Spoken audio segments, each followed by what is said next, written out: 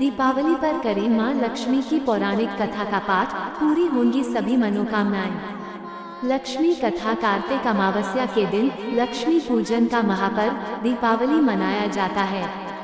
दीपावली के पूजन में मां लक्ष्मी की पौराणिक कथा और आरती का पाठ जरूर करना चाहिए। ऐसा करने से पूजन सफल होता है और घर में सुख समृद्धि का आगमन होता है। इस दिन लक्ष्मी गणेश के पूजन का विधान है।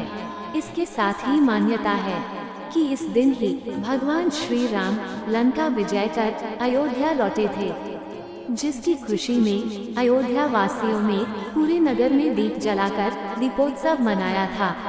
इसी उपलक्ष्य में हम आज भी दीपावली का पर्व मनाते हैं। ये दिन मां लक्ष्मी के पूजन के लिए विशेष है। मान्यता है कि इस दिन लक्ष्मी जी का विधि पूर्वक पूजन करने से सभी मनोकामनाओं की पूर्ति होती है। दीपावली के पूजन में मां लक्ष्मी की पौराणिक कथा और आरती का पाठ जरूर करना चाहिए। ऐसा करने से मां लक्ष्मी का पूजन सफल होता है और घर में सुख समृद्धि का आगमन होता है। दीपावली की पौराणिक कथा के अनुसार एक साहूकार था। उसकी बेटी प्रतिदिन पीपल के पेड़ पर जल चढ़ाने जाती थी। पीपल पर लक्ष्मी जी का वास माना जाता है। एक दिन लक्ष्मी जी ने प्रकट होकर साहूकार की बेटी से कहा, तुम मेरी सहेली बन जाओ। उसने पिता से पूछकर उत्तर देने को कहा। पिताजी के हाँ कहने पर साहूकार की बेटी ने लक्ष्मी जी को सहेली बनाना स्वीकार कर लिया। एक दिन मां लक्ष्मी साहूकार की बेटी को अपने घर ले गई। लक्ष्मी जी ने उसे उड़ने के लिए दुशाला दिया तथा सोने की बनी चौकी पर बैठाया। सोने की थाली में उसे अनेक प्रकार के व्यंजन खिलाए।